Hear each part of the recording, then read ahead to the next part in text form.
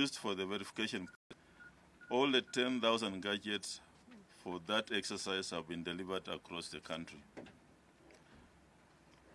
Unlike in 2013, where verification machines were received too close to the polling day, the IEBC is now interacting with the technology 3 months to the elections.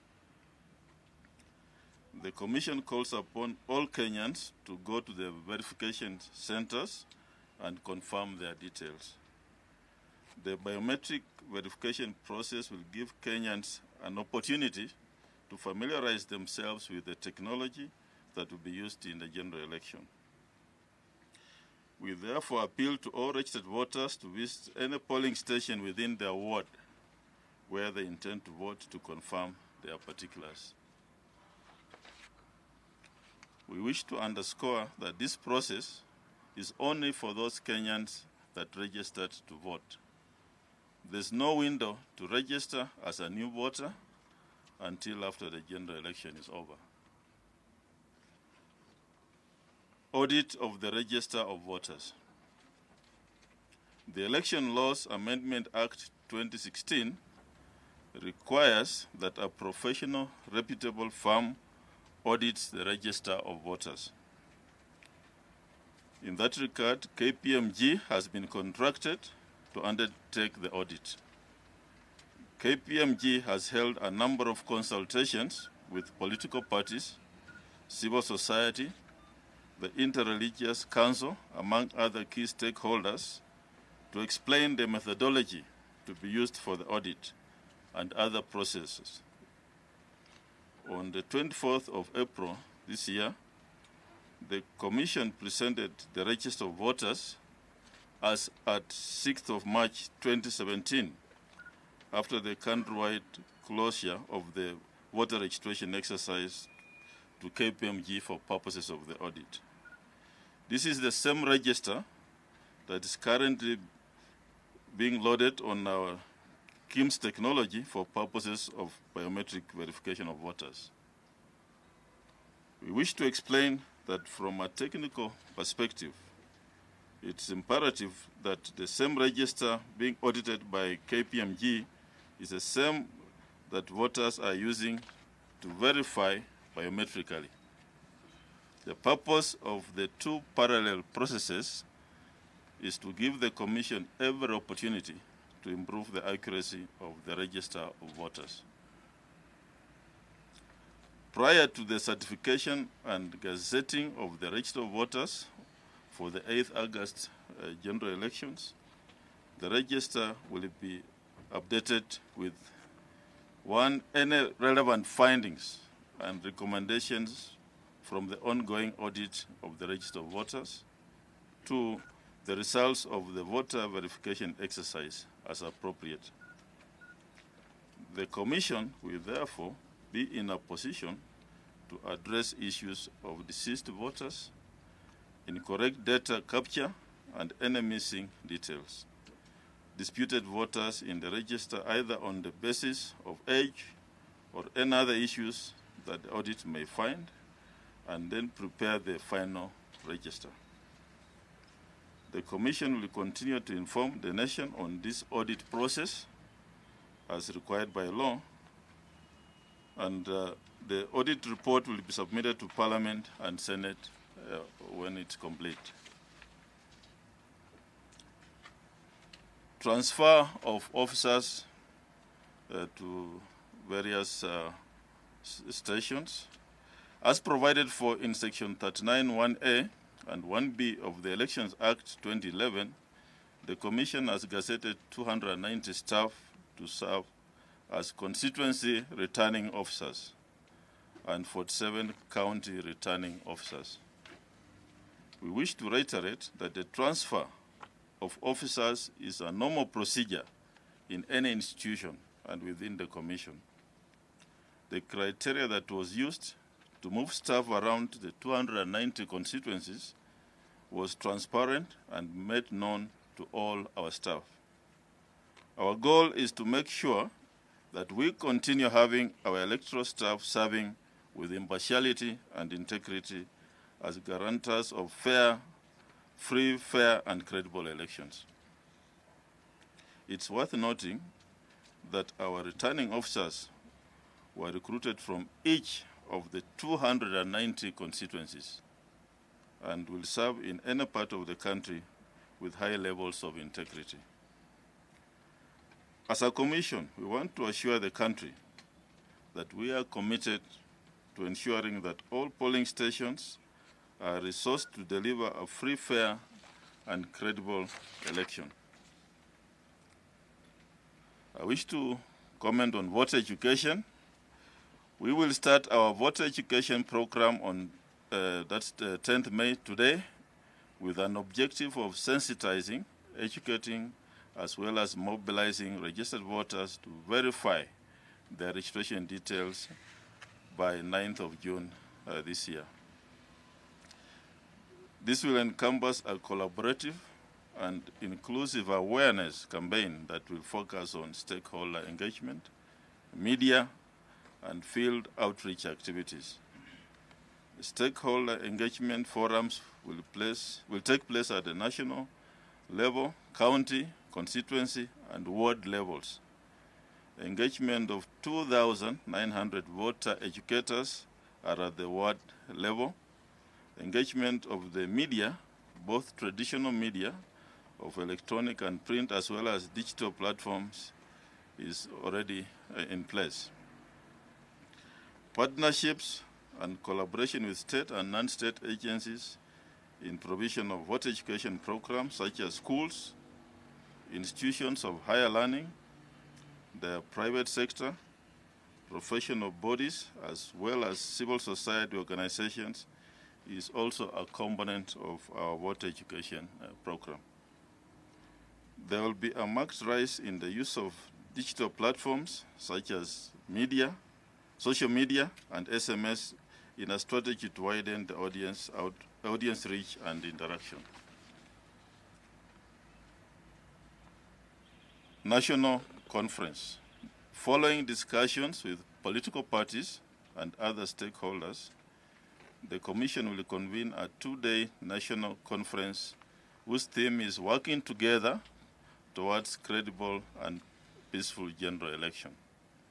This will take place from the 12th to 14th of June at the Kenyatta International Conference Center, Nairobi. This conference will seek to promote complementarity of roles of all stakeholders in fostering national cohesion, as well as achieving credible and peaceful 2017 general elections.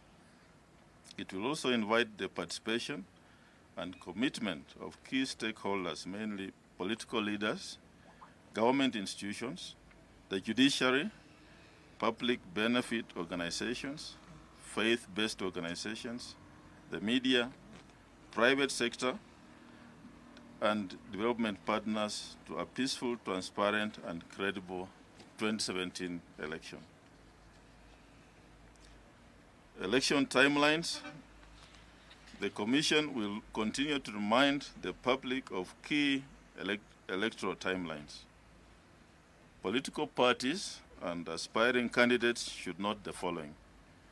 A political party intending to participate in the general election shall submit its party list of nominated candidates in party primaries to the Commission by the end of today, by midnight of today, that's 10th of May this year.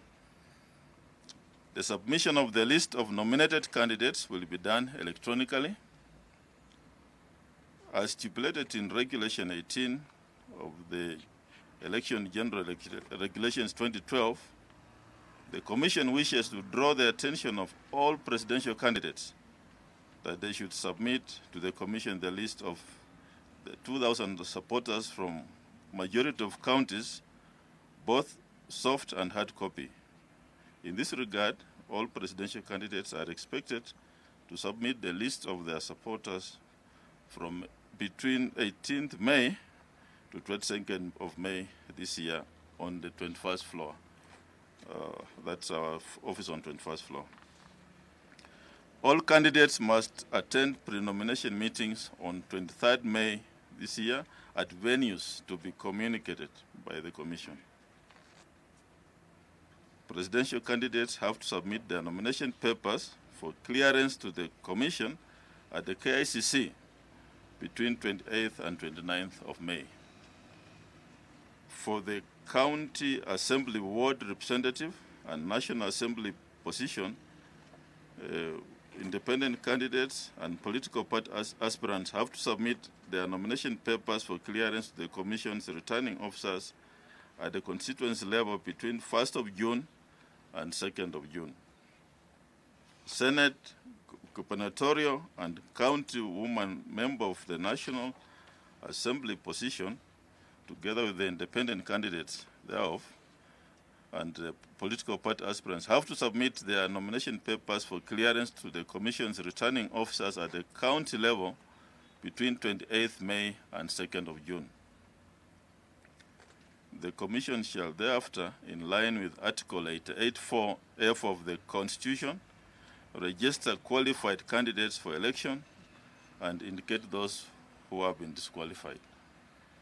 Disputes relating to and arising from registration of candidates shall be determined within 10 days of lodging the same with the Commission. Thank you very much. That is our status update as of today. Tabitha, you want to go? Yes, thank you. Yeah. Thank you, Chairman. We will do, the ICT team will demonstrate how KIMS works. Then we can have question and answer session where you can ask questions arising from the demonstration or the chairman's speech. And remember, we'll also post the speech on the website and we'll give you a few copies. So the ICT team, please. Yeah, so good morning. So it's afternoon already? This afternoon. Okay, yeah, I'm here to just demonstrate the technology that shall be deployed. Do you want to use this? Yeah, come here.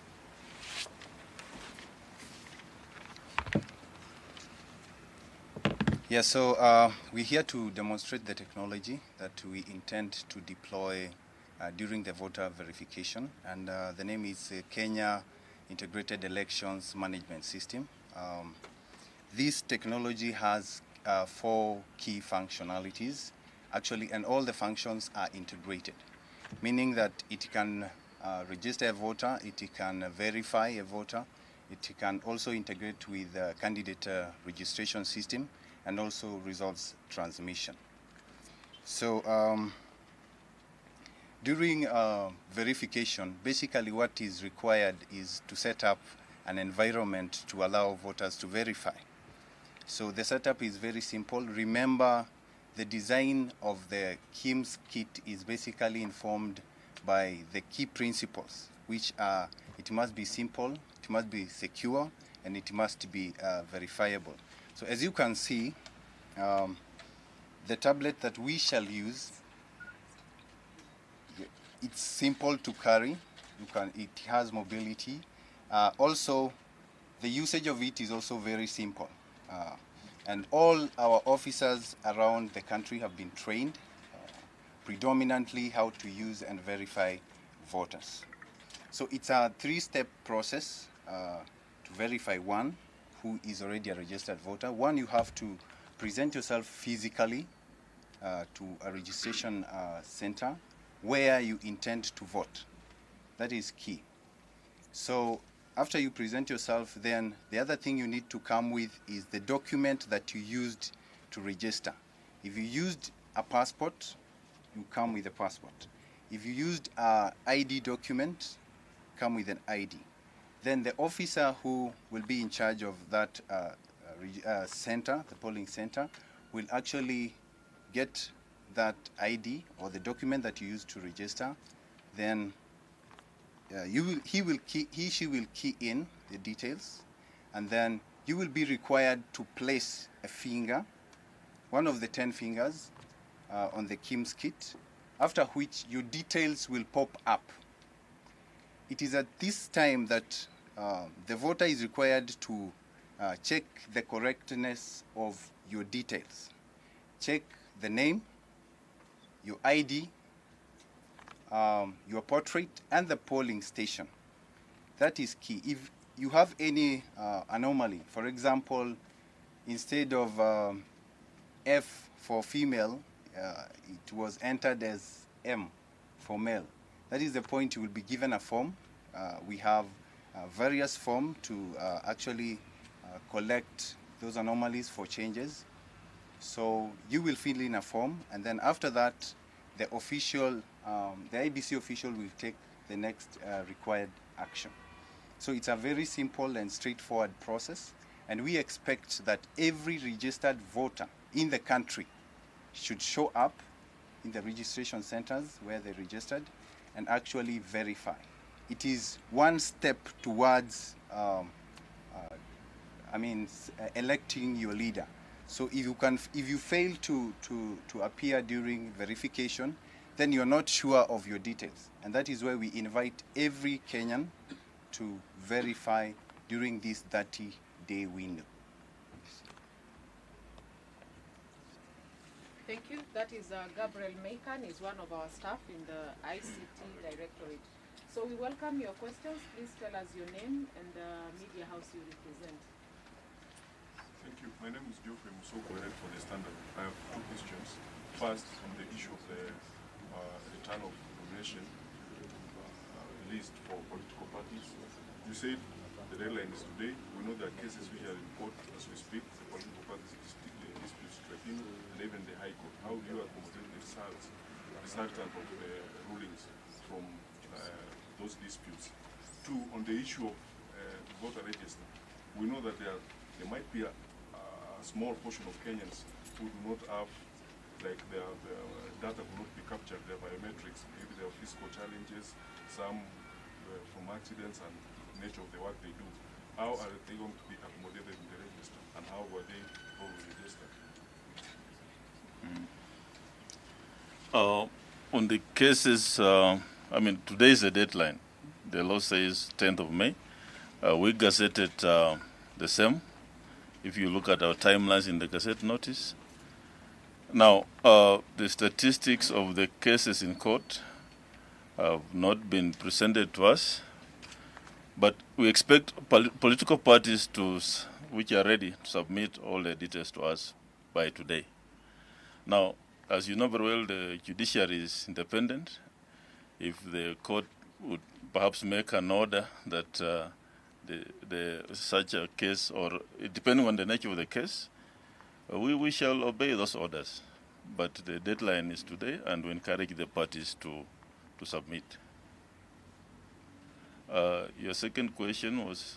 On those Kenyans who may have physical challenges in terms of capturing their biometrics during registration and during voting, like those people who allege that those who work in tea estates probably have issues with their hands, those who work in these Juakari business, the masons, stone masons, that they have a problem with their hands, and those who got accidents, those who've been burned, they have problems with their fingers. How do you ensure they also get to vote?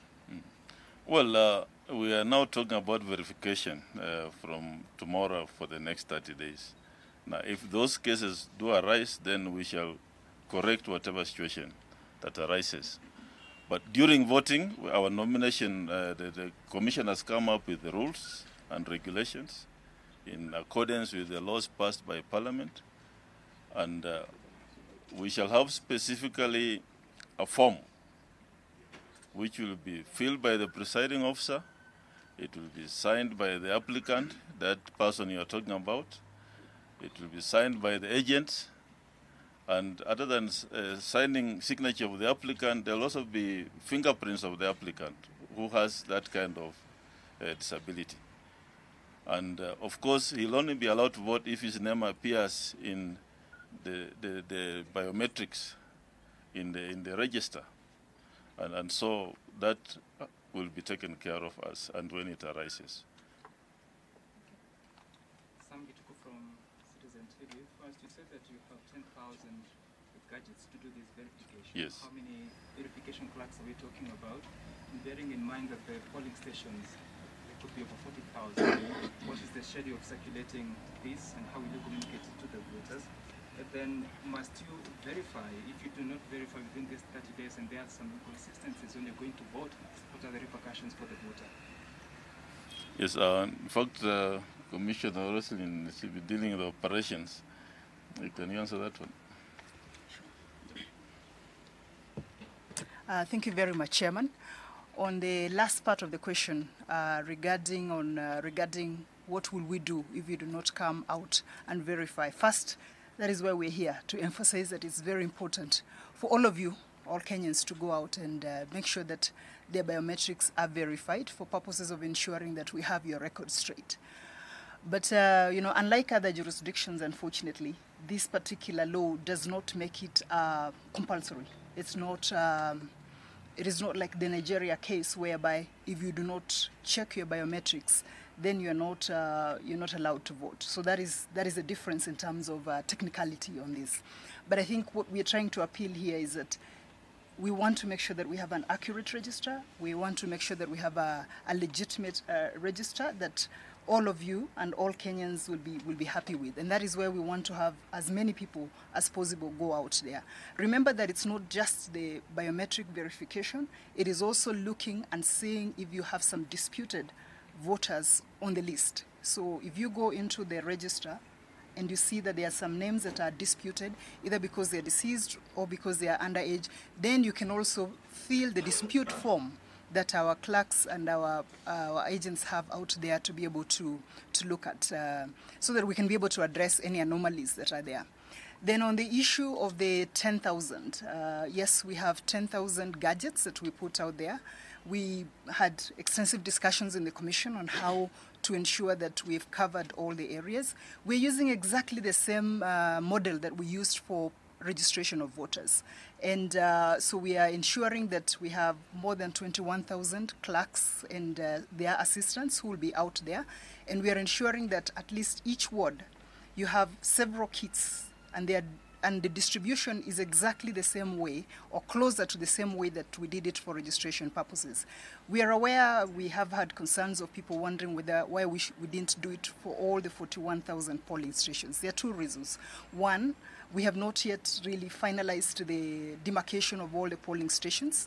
And the second aspect really is that we're using the same model that we did during the registration to ensure that we have as much coverage as possible. You're aware that there are some polling stations where you're going to have only 2 people as per our records. So if you have a polling station that has only 2 registered voters, would you keep the kit there for 30 days? So we are also trying to be practical as we move forward to ensure that while we avail those kits, we are also looking at the practical aspects of it. And we learned a lot from the registration process, and we're using the same format that we used during the registration process. And should there be any issues as we go on with the verification, you recall that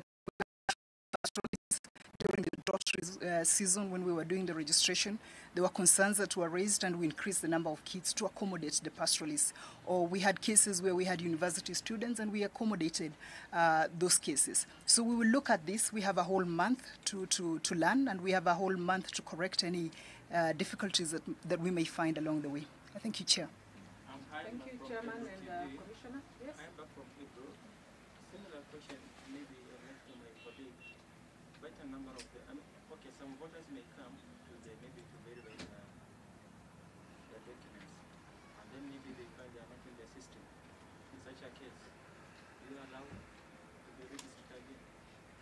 Well, at the time we were carrying out registration, there was a form being filled. And if there's a genuine case of missing names in the system, then that's why we are doing the verification. We shall get those details, and we shall we shall make sure they are in the system if they genuinely went to register and the documents are there. But that's why the verification exercise is there. I said in my statement that KPMG audit and our verification we are using the same register. It's just that we are running the 2 processes, what in law you say pari passu, side by side, so that whatever errors we find, we shall correct them. Remember, KPMG is not correcting the register. They are doing an audit. An audit, they simply identify if there are issues, and they write a report, and we shall also implement the report as far as it concerns the register. So there's no conflict. So we are using the same register, and there's no way the findings can be different.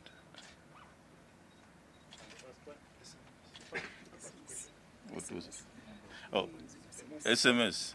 The law says we do biometric voter verification. That's what the law says, as passed by Parliament. And that's what we are doing. However, before the election period, we shall put SMS in place and other forms of online confirmation. But that's not being done right now. It will come in later on in the course of the exercise. Okay, Agnes, gender balance. My name is Agnes from KBC. 2 questions. On the bit of correction, you have said that if I come, there's an error on my details, I fill a form, and then it will be brought to you people. I would like to know how long will it take for the error to be corrected, and how will the voter know that the correction has been effected? Will they have to go back to the polling station? Another question, we noticed that during the registration process that Kenyans were very slow until the very end when there was a rush and you had to extend the deadline. Is there anything you're doing to make sure you do not have a repeat of this during the verification process? How shall we correct the form? That was your answer. Can you finish it? Sure. Yes. On the correction of the forms, it will be done on the spot by the constituency, because constituency returning officers who are constituency election coordinators who will end up at one point becoming the returning officers.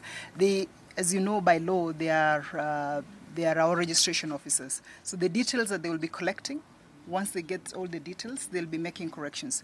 Remember that we also do take in the contact information of the various voters, and that's what we'll do. We'll ensure that we use the contact information to let the voters know that we have made the corrections to their data. But also more important is what the chairman has said, that we are going to be making available the SMS and web portal at some point, and that will run from that period when we open it up until after the elections. So a voter will also have a chance to look through and make sure that their details are corrected using the SMS and the web portal. Thank you. We can pick 3 more on issues that have not been discussed. Let me come on this side now. Victor Kenani, Punchline Africa. My question regards the voter audit by KPMG. The process was to take 30 days. How far is it as at now, and why has because 30 days have elapsed? The second question is on the number of clerks who will be doing this process. KPMG audit is ongoing, and the period has not lapsed from the time they signed the contract with us. I don't know when you started counting the 30 days. So the process is ongoing. They'll release preliminary findings when they're, I think, in due course. And it's on track. Number of clerks, I think Commissioner Roslin answered. He said about 21,000 have been deployed for the biometric voter registration, verification exercise. Okay, let's have your 2 questions. Naitwa Joseph Ngene kutoka Citizen Radio. Mwanzo kwa Kiswahili, katika zoezi la usajili wa wapiga kura, mlitenga siku za kuweza kusajili wapiga kura katika prisons pamoja na mataifa yaliyo barani Afrika, hususan South Africa pamoja na Afrika Mashariki. Zoezi hili la ukaguzi litaendeshwa sambamba ama mmetenga siku tofauti? Inaonekana wewe hukusikiza maneno yangu vizuri. Commissioner Margaret, kuna mtaalamu hapa kwa Kiswahili. Commissioner Margaret.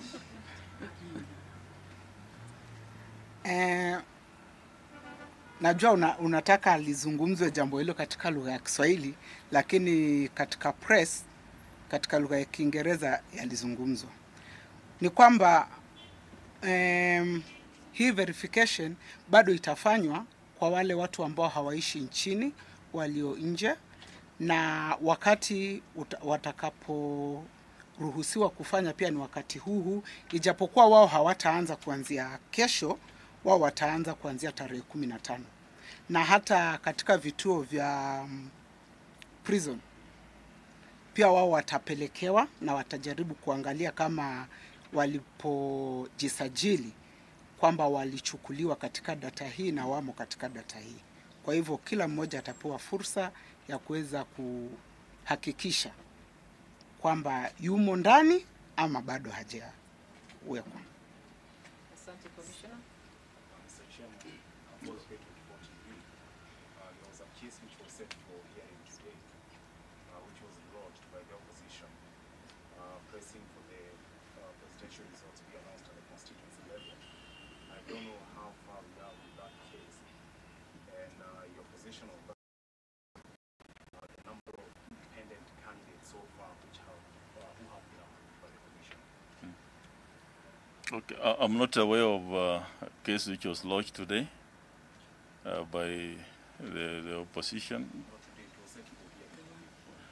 Oh, you're talking about the Court of Appeal case. Yeah, so there's a case in court, and you know, when matters are in court, as a lawyer, they are sub judice. We are not supposed to direct the court or make comments that can influence the proceedings. But what is in court is actually an appeal from the High Court, and what the Commission is seeking, like every other Kenyan should do, is to get interpretation of the law. And we should all wait to hear what the Court of Appeal will say. It's as simple as that. It's just to interpret the law and say this is the law. Move on. That's what I would want to say about the Court of Appeal case. But it matters in court. Let's wait for the outcome of the judgment of the court. Okay, thank you. About the independence. I think we had about 4,000, but today, as I said, is the last day. Our officers are working on the lists, and we should be able to have all the details of how many aspirants, both from political parties and independents, by tomorrow. But I'm told there are about 4,000 independent candidates so far.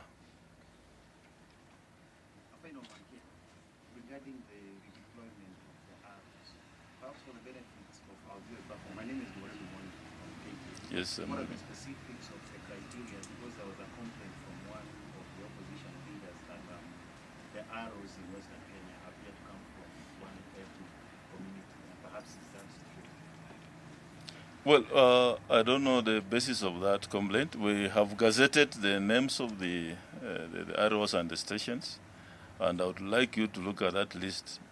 And when you have looked at it, you can now come and ask us that question. Because it's quite clear that we took all factors in consideration, all tribal factors, all the ethnic factors, and basing the fact that one should not go back where they were in 2013, and also that a returning officer should not serve in their home county, and all those factors were put in perspective. And in any case, I mean, the commission is better placed to know who to send where. You don't expect a part of a team to say, I want this kind of persons to referee. I think it will be unfair to have political parties choosing the returning officers to serve them in their respective polling stations. Thank you, Chairman. He has given you a chance to critically look at it, and you can come back. So we will have our team left behind. They will do the demonstration. We'll also give you a copy of the speech. So thank you so much for your time. Thank you, commissioners. Thank you, Chair. Thank you, CEO.